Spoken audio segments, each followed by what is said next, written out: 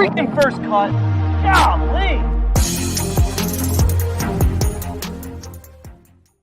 Hello, YouTube. Prepare yourselves to mega preview pod the Tour Championship. Its storylines, its best bets. It's one and done. Hit the like button. Make sure you're subscribed. We'll jump into it right now. Welcome to the First Cut Podcast. I'm Rick Gehman, and we are going deep into East Lake this week. Very special guest. You're probably already seeing him if you're watching on YouTube. But let me start. The coach is here. Coach, welcome. What a thrill it is to be here Tour Championship week and have the voice of the PGA Tour here. I am thrilled. Let's go. Mark, just to be clear, Coach is not our special guest. Correct. That's very true. I said the special guest for the end. That's Kyle Porter. KP, welcome. Yeah, 5 wide. We're like the 99 Rams. Torrey Holt, that crew.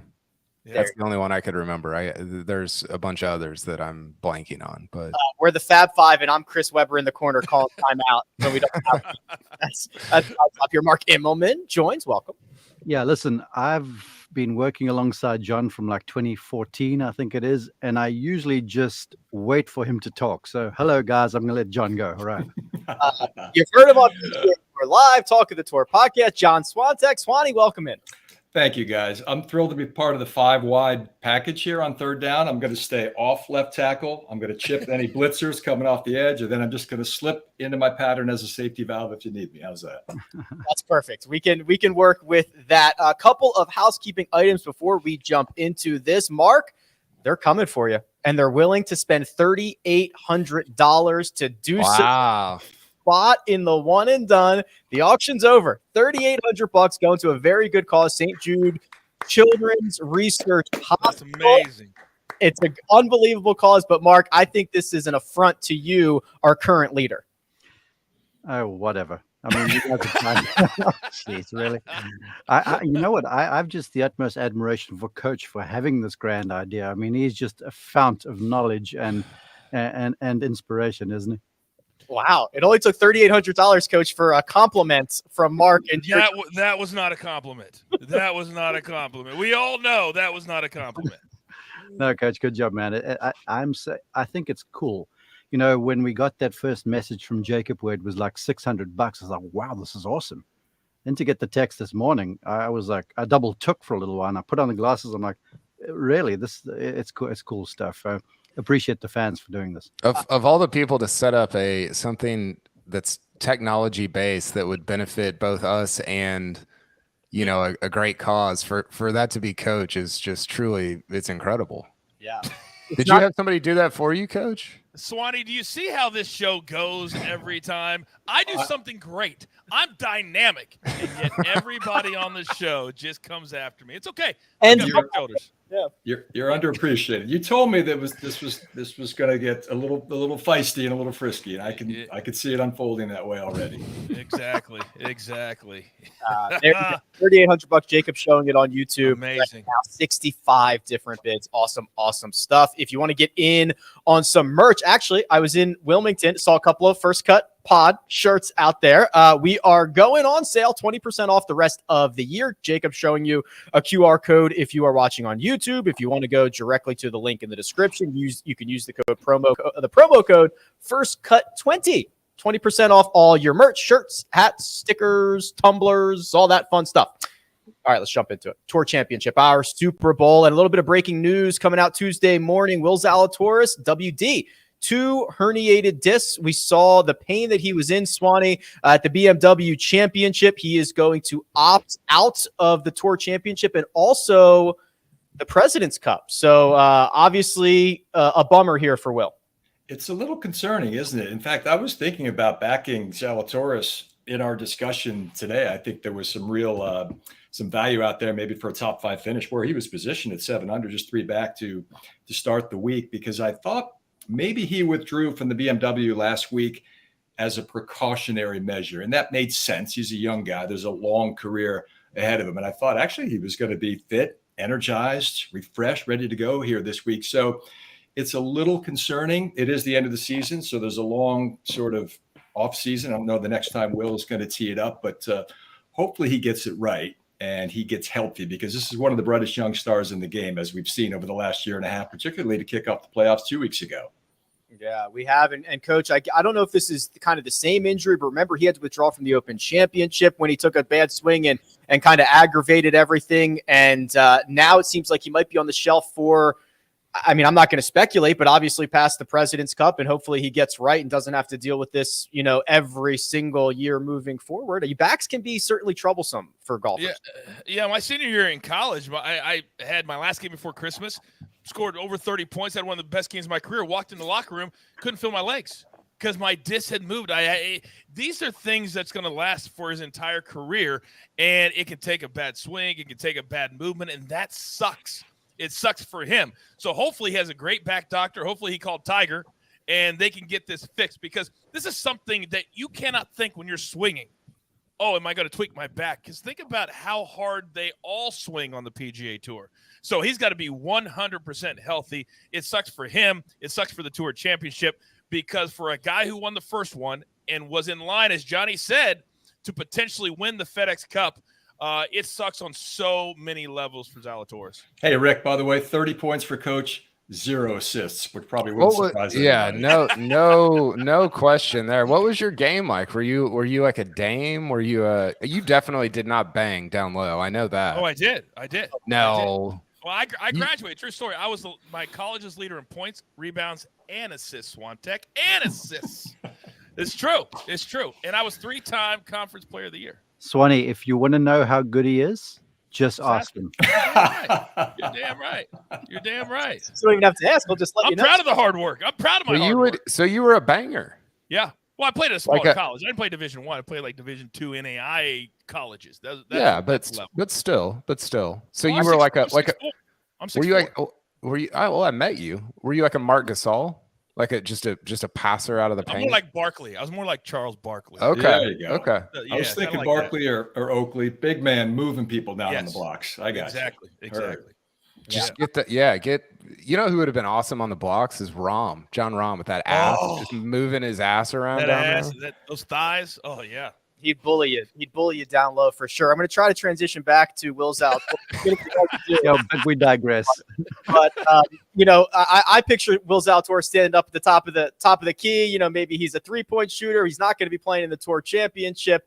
And now we're gonna. I mean, there was kind of a clear delineation of the top 12 for the President's Cup. This is going to open up a spot in that event for someone that a couple of days ago we probably didn't think had much of a chance. Before I go there, though, I do want to highlight what Coach said about the legs, because we had him last week in the marquee group coverage on PGA Tour Live on ESPN Plus, and that Saturday morning he made a few swings and his legs looked like they buckled underneath him. And then the one that was kind of the straw that broke the proverbial camel's back, he made a swing and his legs just gave way. And I looked at this, I'm like, this looks hectic. And his golf swing lends itself to that, because he's got such side bend and a lot of forward bend, and he's obviously moving at high velocity. So that lower portion of the back, it's really impinged a whole bunch. And the problem is, as you look to this, is once a disc is herniated, you never get it back into place unless they go and shave on the disc and stuff, and they do what they did to Tiger Woods. And down low in the back, that's just not a happy spot whatsoever, because the nerve pain that comes from that is crazy. I've had neck issues, and your arm will go numb or get on fire as Coach's legs go. And so for 26, this is not a nice injury. And Swanee talks about not racing back. This is the kind of situation where Will has really got to put a pause on this and get as well as he can. And I'm not saying rebuild the golf swing, because you cannot do that where he is. But they're going to have to look at measures, whether it's a certain amount of playing or certain rest times or whatever the case might be, to alleviate this stuff, because the last thing you want is to have a back fusion. Because like a colleague of mine, Dottie Pepper, she's had that done, and her mobility is shot. And for Will Zalatoris, whose entire golf swing is built on that torque, that leverage, that tilting that he allows to hit up and hit it so far, if you start fusing stuff down there, he's not Will Zalatoris anymore. So I hope and pray that somehow they get around this. They'll have the best doctors of that, I'm certain. But it wasn't pretty. And when they carted him off the course Saturday morning, it didn't even look like he could sit down. And I was awfully concerned for him. obviously health number one priority, KP for Will Zalatoris, but let's look at this through a tour championship lens, because 30 golfers now down to 29. And this is the first time that we've seen with this format that an injury is going to remove a golfer from the staggered start. In past years, he would have kept his FedEx Cup points, maybe fall into 6th, 7th, whatever that ends up being, still get his big bonus. But now he's gonna finish 30th here. Obviously, there's monetary differences in his positioning, but now the top of the leaderboard is going to look a lot different with that guy starting at 7 under par, no longer in it. Yeah, it's bad timing for him, especially given the biggest purse ever at the Tour Championship. And it's good for, obviously, for Scheffler and Cantlay. I think it provides them with more breathing room. I heard somebody, I think it was Cantlay, was talking about how this was on Sunday night after the BMW, about how important it is to kind of be patient throughout the week, because you can start looking at the leaderboard early on Thursday and you're like, what am I doing? Like, we've played 3 holes. And I think that it's even more difficult now to see one of those 2 guys not winning this tournament. You're already up, with a lead, and now you've got one of the guys in the middle taken out of it. And I think Scheffler and Cantlay are both super patient players that will unfortunately for Zalatoris benefit greatly from his absence. Yeah, Jacob, do we have that leaderboard graphic that we can pull up here real quick? Because, Swanee, now what it's going to look like is Scottie Scheffler at 10 under par, Patrick Cantlay 2 shots back at 8 under, and then another 2-shot gap to Xander Schauffele at 6 under with Will Zalatoris' absence. So now this starts to turn into a little bit of a, 3, 4, 5 horse race. We can discuss that at some point, but Scottie Scheffler and Patrick Cantlay kind of set to benefit from obviously a disappointing situation from Zalatoris. I think so. And by the way, 500,000 will cushion the blow of finishing last year this week. So that's a nice safety net to have from the 50 million in bonus money. Everyone where they were positioned doesn't start any closer, but one player ahead of them was eliminated. So this is not insignificant for the guys who were 6 under par, 5 under par, even 4 under par, because the last couple of years since the staggered start system has been employed, no one lower than 5 under on the leaderboard has been able to close that gap. So now I think there's a couple of dangerous guys at 4 that we'll probably speak of that have a more viable chance to take the cup this week. That's kind of the dirty little secret here, Coach, is it's not necessarily the number of strokes. We've seen Justin Thomas make up 7 strokes on a Sunday. We've seen it happen back-to-back weeks. We've seen leads evaporate on the PGA Tour. Often it's how many guys you have to pass. And there's only now 29 in the field, much less up top. This does kind of open things up in a different direction. Well, the odds are going to reflect that. There's so many different things that are going to reflect that. And also, you got to remember, in a regular tour event, if there are, 3 guys or 4 guys, and that's all we're talking about here, within 5 shots, they're not always the top players in the world. Scheffler and Cantlay being at the top is completely different than, say, Sepp Straka or Russell Knox being at the top. These guys, as everybody's already talked about, they understand how to play with a lead. They understand how to look at the scoreboard. So I think now they're going to be starting out thinking that it's a match play. But here's the problem. What did we see last year? After the first day, we don't even talk about the staggered start anymore because it doesn't matter. So if the guys at 4 and 5 can have a really good start on Thursday, maybe we have a tournament. But if the 2 guys at the top play well, it could be a 2-horse race, which can still be very, very captivating. That was just an absolute drive-by on the European Ryder Cup team. Sepp, Russell Knox. I mean, you're talking about guys that might be the top 2 players behind Rory and Rahm and Hovland in next year. You're so funny. How far back is too far back, Kyle? Because we've got Rory McIlroy lurking at 4. Yeah. Rahm 3 under par. Our U.S. Open champ Matt Fitzpatrick also 3 under. Victor Jordan Spieth 2 under par. Yeah, I think it's honestly, if you're at 3, I don't know, man. Like, your problem is not necessarily Scheffler and Cantlay. It's the fact that Xander, who just destroys this course, and Rory and Finau are all ahead of you also. And so you can overcome one guy, even if he's 6 up or 7 up.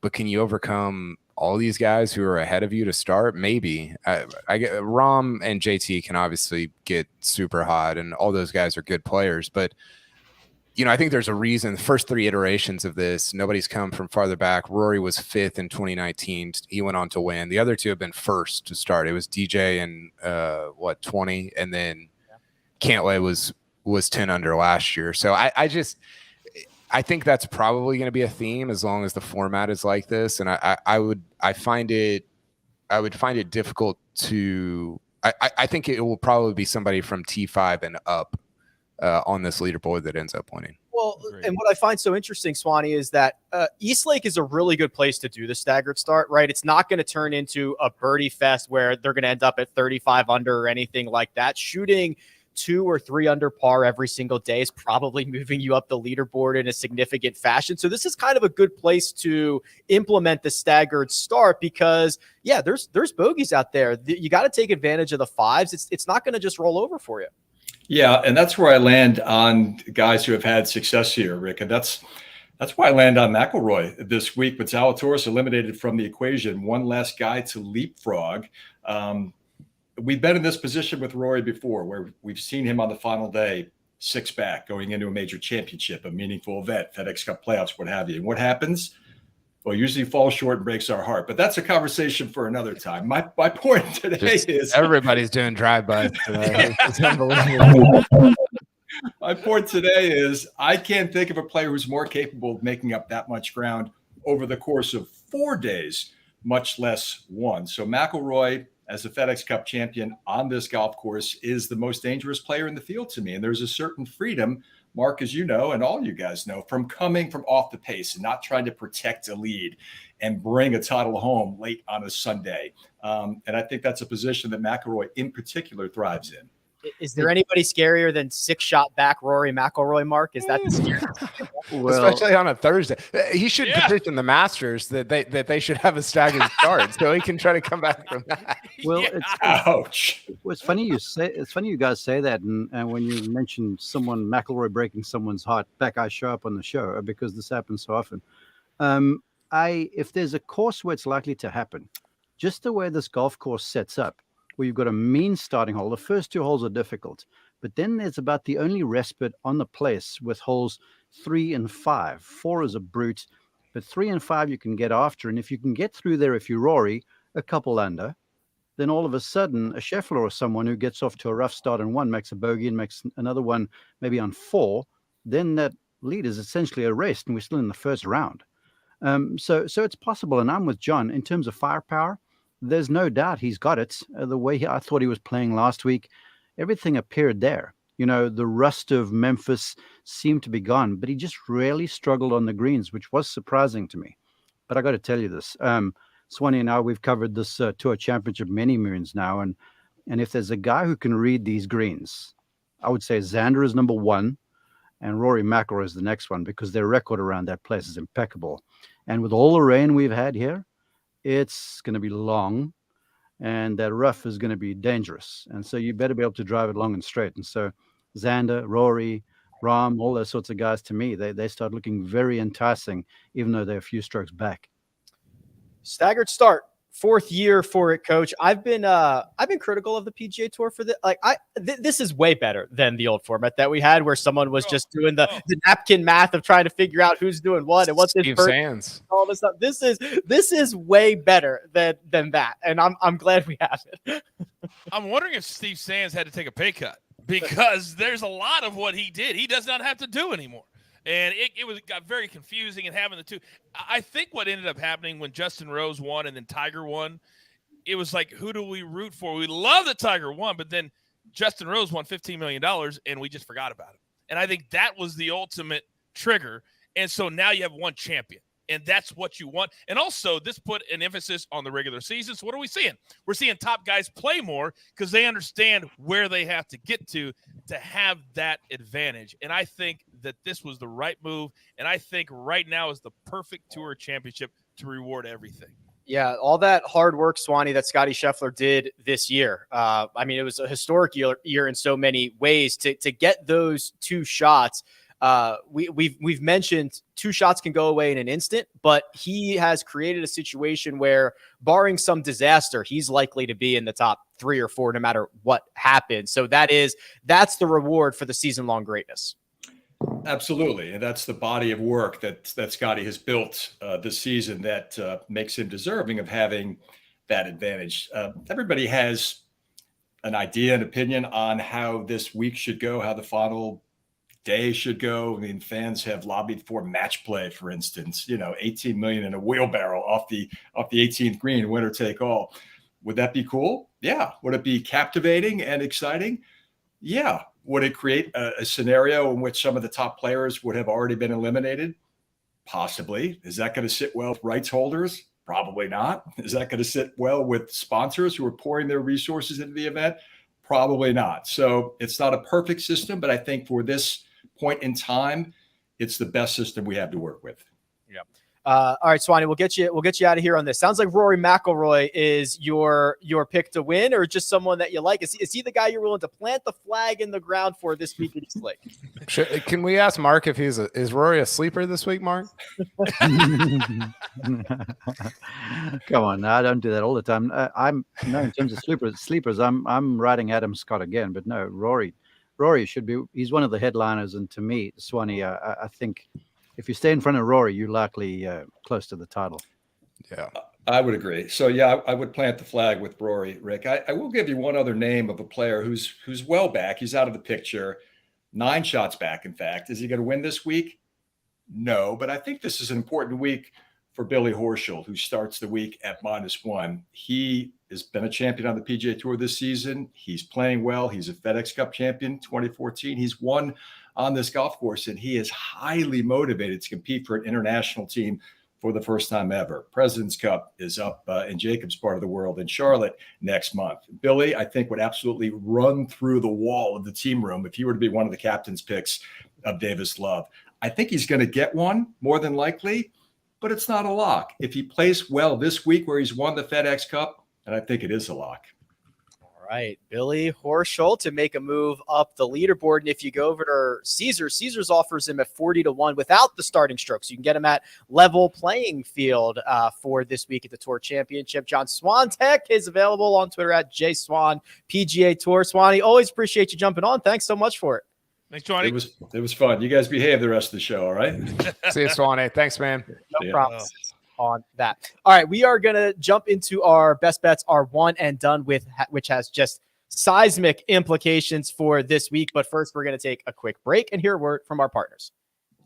And we're back. Best bets. Let's do it. All right, Coach, I went over to Caesars Sportsbook. I scoured every square pixel. I'm sure you did too. And you found us the best possible bet for the Tour Championship. What'd you find? Oh, my gosh. I can't even believe that we could get this bet, but we can. I want to tell people at home, be very, very careful this week. Top 5s, top 10s. You're going to see numbers that don't even make sense, but it's only because there's 30 players. Jon Rahm is -900 for a top 20 finish. Be careful. Be careful, okay? But here it is. Jon Rahm, I love how he's playing. And we said prior to the playoffs, he needed some time. He just had a second baby. He didn't touch his clubs. He wasn't practicing. That was evident. But then what happened the final 27 holes? Last week, he played fantastic as putter, figured that out. So I think Jon Rahm over Justin Thomas at -140 is an absolute steal. JT just isn't playing good golf right now. He doesn't have his A game. And as Mark said, if you're not driving it straight at this place, it could be a very long week. I love this matchup. Coach is absolutely right. Books are offering with starting strokes, without starting strokes. Make sure you figure out what you're betting on. Now, Jon Rahm and Justin Thomas both starting at 3 under par, so it doesn't matter in that scenario because they're going to start at the same spot. But make sure you understand and you don't freak out when you see Jon Rahm is -900 to finish inside the top 10 or whatever it is. Mark. This was very creative, and hat tip to our friends over at Caesars who had some creative options this week in the form of par 3 winners, par 4, par 5 winners. You've opted for a par 3 version. Who is it, please? Well, first off, I saw this and I was like, wow, this is cool. So I figured I had to try and find something in there that was worthwhile. And I would, to Coach's point, caution folks on par 5s this week because there's only 2 if you're looking at this stuff. So be a little careful there. One of them is reachable. In fact, both of them are reachable. But the first one, number 5, sort of plays a little awkward with a narrow green. Anyhow, the par 3s around this place are 4 brutes. Second up the hill, there's like a 6-iron, 7-iron if you're fortunate, to a small undulating green. And then you've got 9, which is 230 yards or so to a very undulating green, well bunkered. Then you get 50, the downhill 11th, tiny green. It plays like a 7-iron or so for these guys, maybe less, depending on where the teeing ground is. And then 15 is the island green. They do have a short tee. They didn't use it last year around because they'd moved spectator stands out into the way of where it would be. I expect more of the same this year, and so that hole will be 210 yards over water at an angle with crosswinds. So suffice to say, you better bring your par 3 game. And Xander, I looked through the numbers the whole season, is 8 under par on the par 3s. And inside of the top few on the PGA Tour, and he is the leading guy who's in this field. So I was like, well, why not have a flutter? I mean, I don't know what his greens in regulation or strokes gained, iron play on numbers are, but the way I've watched him, he just hits it in the center of the green all the time. And he's very comfortable on these greens. He said to me, it sort of feels in a way like San Diego. So I was looking for a way to plug him in, and I just think at plus 1,400, I think it's a great bet. Yeah, 14-1 for Xander to win the par 3 scoring title, which is something I don't think I've ever said before. That's fun to say. I went with Hunky Tony with the stroke. So he's going to start at T6, 4 under par to finish inside the top 10, minus 118 for that. I just like the way he's playing. We've talked about it on this podcast plenty of times. We thought there was a decent chance he'd end up winning the FedEx Cup. I think it's still possible. I'll take him to finish inside the top 10. And KP, you also found yourself something from the X-Man. Yeah, I went with Xander. This is, it's not noted on the. This is without the strokes. No, this is with strokes. I would be very surprised if that was the case. I would too. Because he's starting in 4th. Yeah. And you're getting plus money on him to finish top 5. I can find out what the number is for you otherwise. So I'm looking at Caesars and it says top 5 finish, including FedEx Cup strokes. He's plus 110. Scheffler minus 275. Apparently you didn't inspect every square pixel there, Rick. That seems like we should go smash it. Right? Kyle is right. Kyle is right. Can I change my bet? Scheffler is minus 275. Cantlay is minus 165. Xander is plus 110. Then everybody else is plus money on down. He's right. He's right. He's definitely right. Yep. I'm stunned by that. I am too. I am too. That's why I picked it. I mean, his history here is a joke. He's finished last 5 appearances first, T7, second, T2, T5. He's gaining 3.5 strokes a round, which is like a Tiger at all courses in his very, very apex prime number. The next best is Rory, who crushes at Eastlake. He's at 2.7. So Xander is almost a full stroke better than Rory at Eastlake, and Rory's been unbelievable there. And he starts in the top 5. So hat tip to you. Buddy. That's a good pick. Yes. That's pretty strong. I'm stunned by that. Wow. Okay. Plus 110 for Xander Schauffele to finish inside the top 5, including the starting strokes. He starts at 4. He starts at 6 under. He's going to start in 3rd because Zalatoris is out. Yeah. I'm okay. I'm going to fire up the. I don't want to insult Caesars, but there's a pretty good chance that they haven't changed the numbers yet. Whoever is doing that, I think that's probably right. Right? There's just no. It's just. So I would bet it now. And he's playing great. It's not as if you're just relying on the past course history. He's playing obviously really well coming in. It's not, no offense to Sepp Straka. It's not Sepp Straka who just, worked his way up to like 6 under par or whatever. This is like the guy. Yeah. Wow. Hey, Coach, I guarantee you someone at Caesars is looking at that stuff right about now. You're damn right they are. Because this could mean a significant loss for Caesars. When you make a mistake like this at a sports book, it can mean losing your job. That's how serious this is. Hey, for the record, I select Xander winning the par 3s for that number. That's crazy good. Yeah. Crazy good. All right, let's run through our winners. And the way that we've done this for this week is with strokes and without strokes. Now, we are with strokes basically on the same page here. Mark, Coach, myself, Kyle doesn't have a pick in the outline yet, so we'll get to that in a second. Have gone with Patrick Cantlay. Mark, coming off his BMW Championship victory, looking to defend again this week. Cantlay at plus 350 seems like the guy. Yeah, I was high on Patrick after I got to watch him in Detroit. I mean, to me, and I'm digging now, the golf swing was, I'd mentioned it looked for a while during the season where he was making a fade backswing and then trying to draw the ball, which is his preferred shot. And now he's got the backswing a little deeper. He looks well timed. I mean, he's hitting the ball longer too. It's the carry numbers are really good, and he putts beautifully. And folks will critique him for that, but the whole game is there, and he was playing with a whole bunch of confidence. And now to pull one off and do it the way he did, I mean, I always look at what that sort of performance between the ears is, and that two-putt he had on the last green last week to ice it, that was so difficult, man. I was at that place in November last year, and that slope on that green is steep, and those greens were burnt out and crispy in places, and he rolls the thing up there to mere inches away, nearly holds it. I was like, not only is this a guy who's on top of his nerve, it's not only a guy who's physically there, but he's just able to connect mind and body to just deliver this thing at the right place at the right time. And so I'd said I thought he was going to be a good pick this playoffs. It's now proving fruitful, and he's been very successful at this place. And so I expect more of the same. More of the same would be very good at plus 350. Coach Patrick Cantlay looked dialed in last week, and obviously plenty of success around Eastlake. Yeah, I actually like him with the strokes or without the strokes, to be honest with you. Scottie Scheffler's just making too many mistakes. And I think that when he gets to put in this position, which he's never been in before, I think he's going to struggle. Cantlay, and I put this out on Twitter last Thursday. Somebody said, hey, Coach, what do you think about Cantlay moving forward? I said he always gets stronger by the round, by the event. And what do we see over the course of the weekend? He got stronger and stronger and stronger. And I think that by Thursday, I think he'll come out and play strong.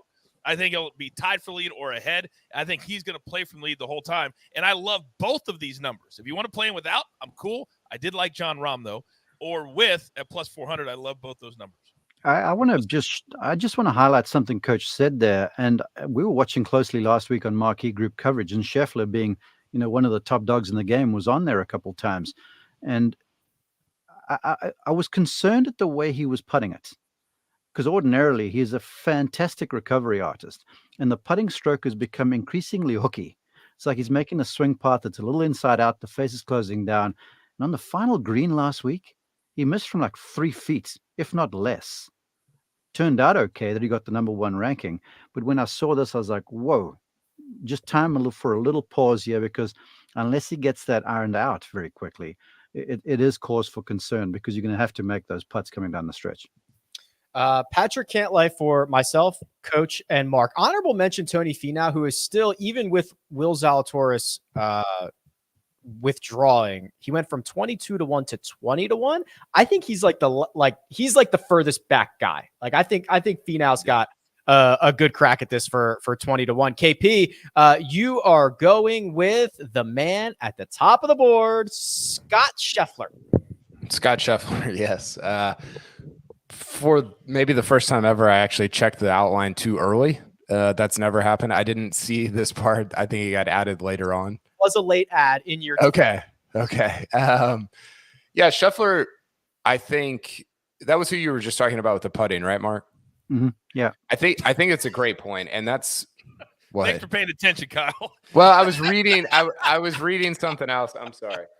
I'm kidding. I'm kidding you. I wanted to confirm that the putting has not been good. If you look at, and I think we've talked about this on here, you look at his last 6 or 7 events, it's not pretty. And it's the reason he's not, I mean, his ball striking, his numbers, and you watch him, and everything he's doing is very similar to February, March, April, when he was winning everything. His short game has not been there, which is why he's not winning everything. It did improve last week, which I thought it couldn't have gotten worse, obviously, after Memphis, but it did improve last week, which I think is important. And this is an intangible, and I realize this is a dumb reason to pick somebody to win the Tour Championship and the FedEx Cup, but this has been the year that he's owned. And how many times have we seen it at the Tour Championship where it's Spieth wins in the year that he owned in 2015? Justin Thomas wins in 2017, the year that he owned. We often see guys, for whatever reason, even if they won a lot early in the year, cap the year with, this huge end of year bonus money, all the stuff, win. And I think that's what we're going to see again with Scheffler, especially with that lead going in. Scottie Scheffler plus 220 to win the Tour Championship. That's Kyle's selection. Coach is double dipping. Can't lay with the strokes. Can't lay without the strokes. Mark, you are looking at the man who won, or at least tied, the shadow leaderboard last year. It's not Kevin Na. Jon Rahm.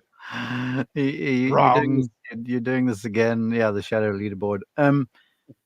Now I'm battling myself on this question when it was texted to me. I'm battling myself with Rory and Xander because they're both so appealing. But something happened to Jon Rahm last week to me. And he was playing, it was ratty. I mean, it was scrappy for the first, 27 holes.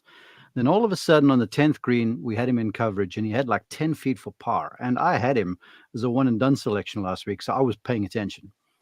And he hit a putt and he kept his head down for like a beat longer and made it. Same thing on the next hole, made it again. And all of a sudden, he rattles off an eagle and a couple, 3 birdies to get the round in at like 1 under. Then the next morning, we got him in coverage. He goes out and shoots a bogey-free 66. I think it was like 5 or 66, 5 under. Following day, bogey-free 60, whatever it was, to finish inside the top 10. He was driving it fantastic. His iron game was not that sharp, but he started to make putts and he got some of that, not the Rahm, I'm feeling sorry for myself, nothing goes my way. When I hit a bad shot, I get punished excessively.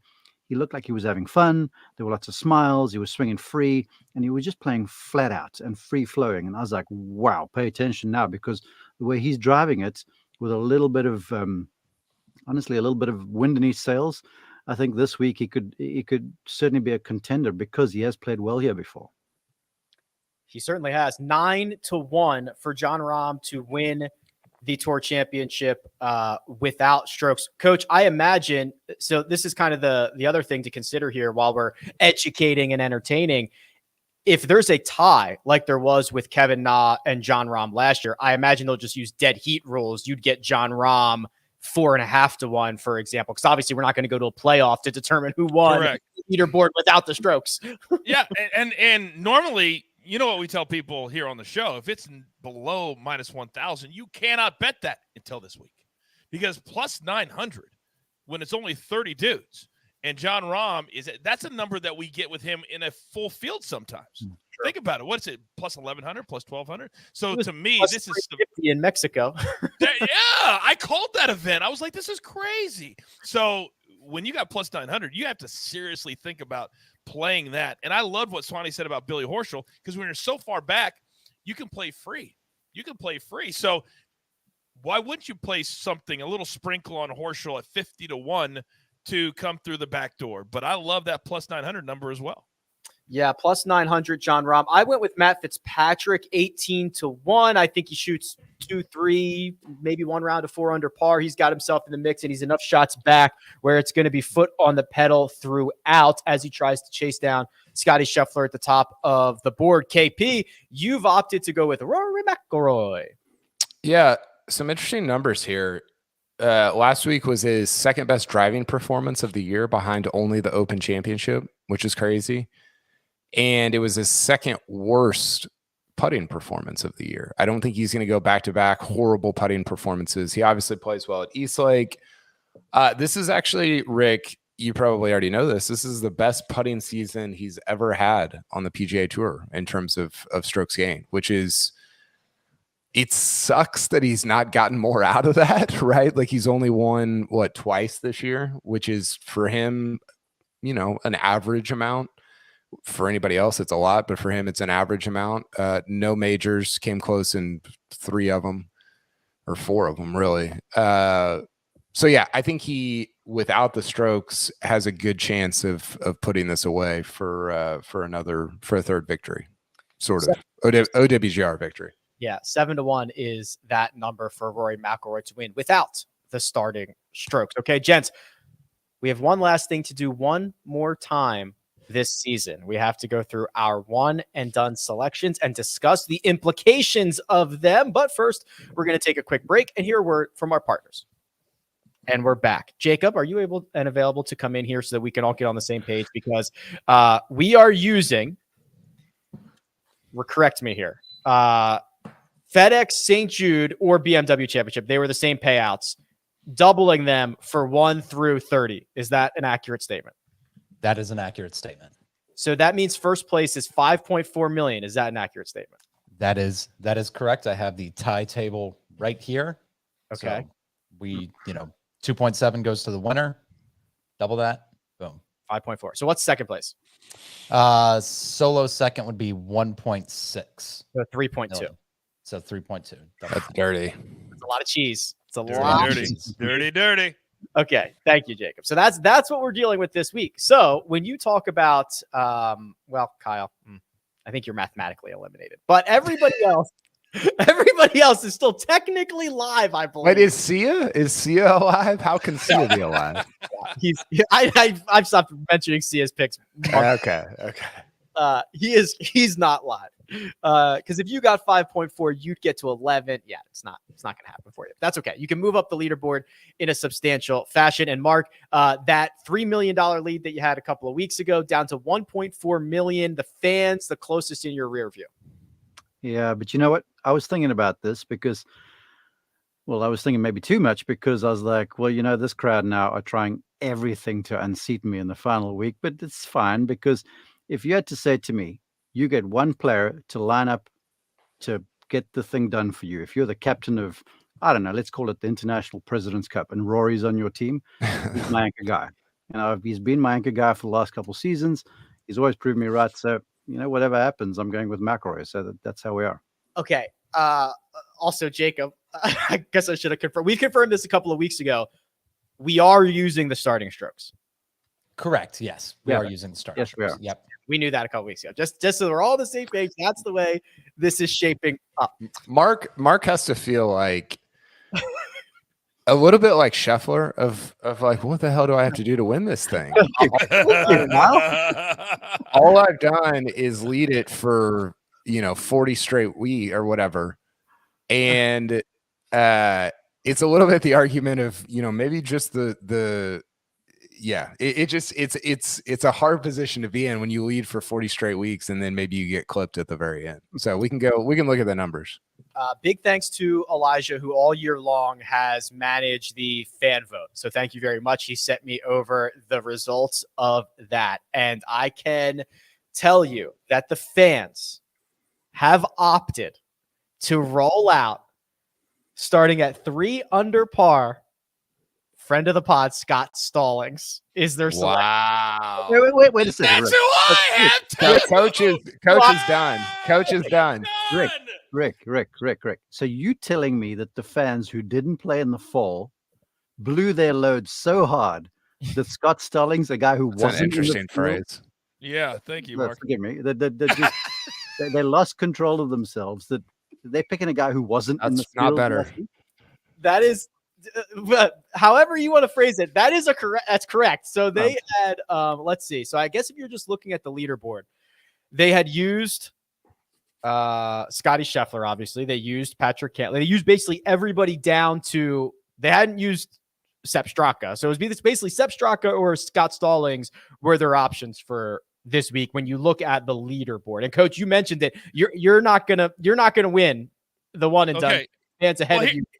Here's the deal. Nobody talks more trash than I do, so I can take it as well as I give it. However, when people are talking trash to me on Twitter, and it happens every single day, when we're literally handing them the best choices that you could possibly have, I'm done with the trash talk. So next year, you guys you're gonna vote on your own.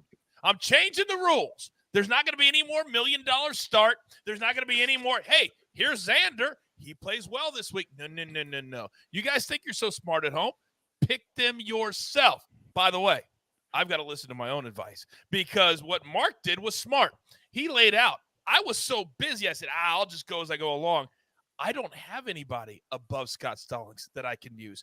I was forced to use Scott Stallings, and it's all my fault. Next year, I will be better.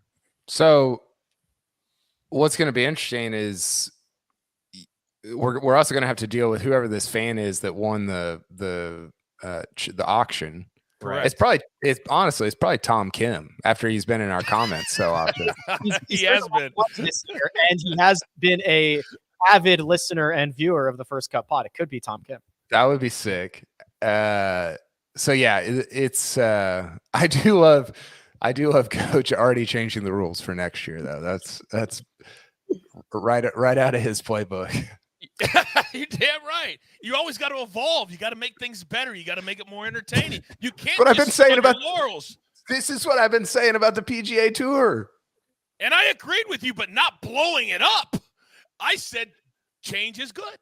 Change is good. Fair. That's fair. Yeah, that's fair. That's fair. Rory McIlroy, 4 under par. Scott Stallings, 3 under par. Mark has gone with Rory. The fans, coach, and myself have gone with Scott Stallings. Jacob, how do you have Patrick Cantlay remaining? What have you screwed up to this point in which you have Patrick Cantlay?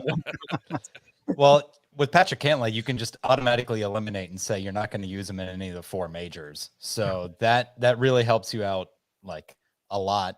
I just never had a spot where I wanted to use him. I mean, it was between Rasmus Højgaard and Patrick Cantlay some weeks, and I just went with the Højgaard brother. And lo and behold, Cantlay fell into my lap for the Tour Championship, and he luckily I'd like to pretend like this is a galaxy brain thing where I predicted that he'd be playing hot right now, but it just turned out to where come the British Open, I was like, I guess I'm gonna have to save Cantlay.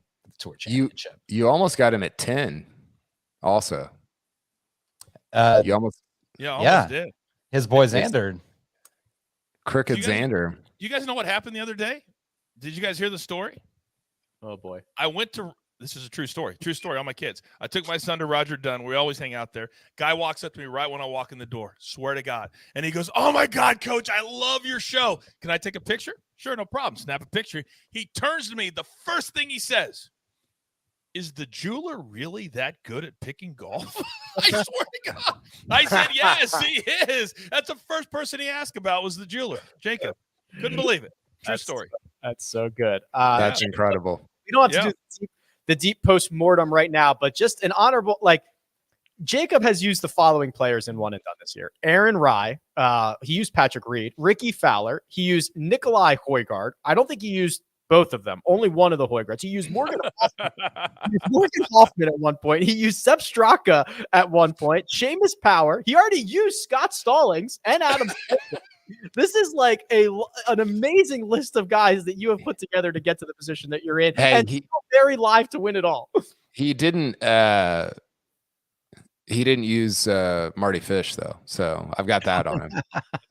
That's true. That's true. I got a Bubba Watson in there. He made $0 for me before he jumped to live. So that was also a smart play. Yeah, you did use all the live guys, I think, before they got out of town. Greg has gone with Max Homa. He's the lone wolf. Is Greg still? Greg would need to win, and Rory need a ton of help. Yeah, I don't think he can do it. No, it would. Even 30 to pay. The least you can get is $1 million, right? Or close to it. 500,000. But we double. Well, but we're using. Oh, that's $1 million. Okay, right, gotcha. But we're Yeah. using St. Jude. So it's. I think Jacob had it in the outline. It's like 900 something. 907. So yeah, it would be. So Mark will get to 13.3, and yeah, Greg couldn't. I don't think Greg could get there. I don't think he could either. Yeah. Unless, because even if Scottie or even if Rory withdrew, he'd get 900,000. Yeah. Yeah. So what was last place at Memphis then? Was it that much? Well, 30th, not last. Okay, 30th. Okay, so what was 30th there? It's like 450 or something. Okay, well, that's so much. No, it'd be like 100,000. Well, then So- how is the minimum here 900? Payouts, FedEx, St. Jude. Google will fix this. How about we tweet it out? Because we're like All right. Well, too much 31st math for me. 31st was 78,000. So that would be 150,000.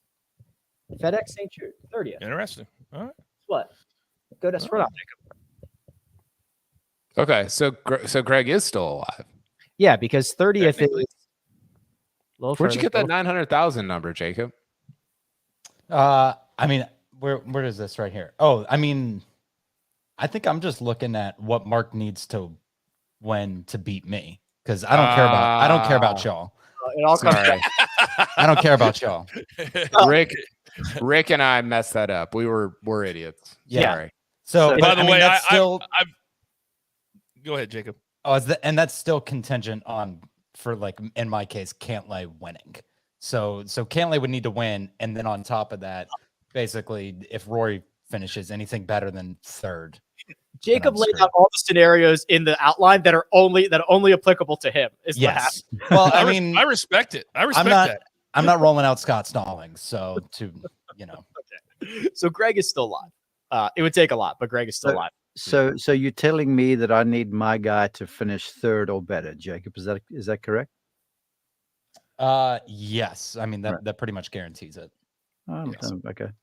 By the way, I've never wanted. I've wanted a lot of things in my life. I have never wanted something more than Jacob winning this week. That is ugly, man.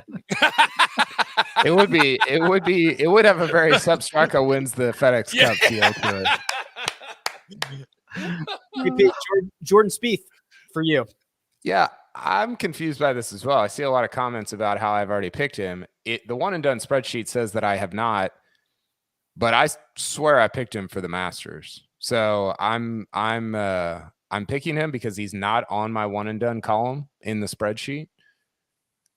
Yeah, we had Thomas at the Masters, at least in the spreadsheet. And maybe I changed that at the last minute, but anyway, he was the best player available. As commissioner will allow it, because I mean I don't know what difference it's going to make. Okay. We're not doing relegation this year, so we'll just let it slide. The other, my problem is I had Zalatoris teed up like in the queue, and I actually picked Zalatoris. I sent mine in on Monday, and Jacob texted me today and said I had to obviously repick. We're gonna sell a sponsorship to some firm to audit our one and done standings. Google Sheets. So yeah, I wanted Zalatoris because he would have started at 7 under. I think he would probably have finished top 6 at worst, and but I'll settle for Spieth and whatever insanity he brings to my life this week.